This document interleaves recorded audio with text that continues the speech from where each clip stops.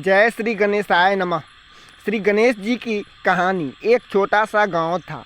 उस गांव में एक गरीब किसान रहते थे। वो इतना गरीब थे कि वो अपने खेतों में हल चलाते थे। सोहन लाल उनका एक पुत्र था। वो गांव के स्कूल में पढ़ता था और सोहन के मौसी थी वो भी उस गांव के पड़ोस में ही रहती थी, पड़ोस वाले गांव में ही रहती थी और वो बहुत ही अमीर थी। सोहन की मौसी अमीर थी और उनकी एक बेटी थी। वो शहर के स्कूल में वो पढ़ाते थे और तो सोहन को रास्ते में मौसी की बेटी मिलती थी तो ताना मारती थी, जो तुम्हारे माता पिता गरीब हैं और तुम्हें गांव वाले स्कूल में ही पढ़ाते हैं। तब सोहन से ये बात अपने मम्मी से आकर के सोहन बोलता था तो उसके मम्मी बोलती थी, जो कोई बात नहीं है बेटा, हम गरीब हैं तब तो सभी ताने मारते हैं और कहते हैं जो तुम गरीब हो। तो सोहन को फिर दूसरे दिन उसकी मौसी की बेटी बोली जो तुम बहुत ही गरीब हो और उसे ताना मारी। तो सोहन ये बात सह नहीं सका और ये बात अपने पिताजी से आकर के बोला। तो उनके पिता बोले, ठीक है बेटा, ऐसी बात है, हम गरीब तो हैं लेकिन हम तो मेहनत मजदूरी करके खाते हैं। ठीक है। तब उनके पिता, सोहन के पिता गणेश भगवान की तपस्या करने लगे। ओम श्री गणेशाय नमः, ओम श्री गणेशाय नमः, ओम श्री गणेशाय नमः, ओम श्री गणेशाय नमः। श्री गणेश भगवान की तपस्या करने लगे। कई वर्षों के बाद, तपस्या के बाद फिर गणेश भगवान दर्शन दिए। श्री गणेश जी उन्हें दर्शन दिए। उनके तपस्या से खुश होकर के गणेश जी उन्हें दर्शन दिए और बोले, जो हम तुम्हारे तपस्या से प्रसन्न हैं, तुम हमसे वरदान मांगो।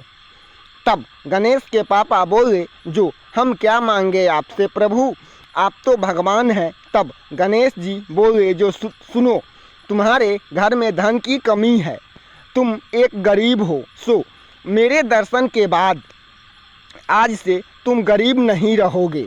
तुम्हें हम एक कामधेनु गाय देते हैं, इसको ले जाओ। ये गाय जिस परिवार में, जिस घर में रहता है, उस घर के आदमी, उस घर के सदस्य कभी भी गरीब नहीं रहते हैं। गणेश जी ये कह के वो जैसे ही ये बात बोले, वैसे ही एक कामधेनु गाय उनके सामने प्रकट हो गई और कामधेनु गाय सोहन के पापा लेकर के घर को चले आए और उस दिन से उनके घर में, उनके परिवार में धन दौलत की कभी कोई कमी नहीं होती थी। उस दिन से उनके घर में दिन दुगुने और रात चौगुने तरक्की होते ही रहे थे कामधेनु गाय के कृपा से। तब ये बात उनकी मौसा मौसी दोनों को पता चला। ये बात उनके मौसा मौसी दोनों को पता चला, जो सोहन अमीर हो गया है, सोहन के पापा बहुत अमीर हो गए हैं। तब सोहन के मौसा मौसी अपने ही मन से बिना बुलाए उनके घर आए और उनके घर रहे और खाए पिए और भोजन भी किए। देखिएगा दोस्तों कैसे होते हैं लोग, कलयुग के लोग कैसे होते हैं दोस्तों। देखिएगा ये कहानी पूरा सुनने के बाद आप सभी को पूरी समझ में आ जाएगा, जो कलयुग के लोग कैसे होते हैं, अपने बनकर कैसे धोखा देते हैं। तो सोहन के पापा जो अमीर थे, इनके पास जो बहुत धन दौलत था, तो सोहन के पिता बेचारे संत थे, वो भगवान की भक्ति करते थे और उन्हें श्री गणेश भगवान दर्शन भी देते थे। श्री गणेश जी उन्हें दर्शन भी देते थे। तब ये बात उन सभी को नहीं पता था, उनके मौसा मौसी को नहीं पता था। तो उनके मौसा मौसी दोनों ही आए और सोहन के पापा से पूछे, जो आपके पास धन दौलत कहाँ से आया। तो संत तो बेचारे संत होते हैं, उनका कोमल चित्त होता है, हृदय शांत होता है, वो तो बेचारे सीधे सरल स्वभाव के होते हैं। तो उनको क्या पता था जो हमसे ये पूछ रहा है और मेरा ही गाय चुरा लेगा।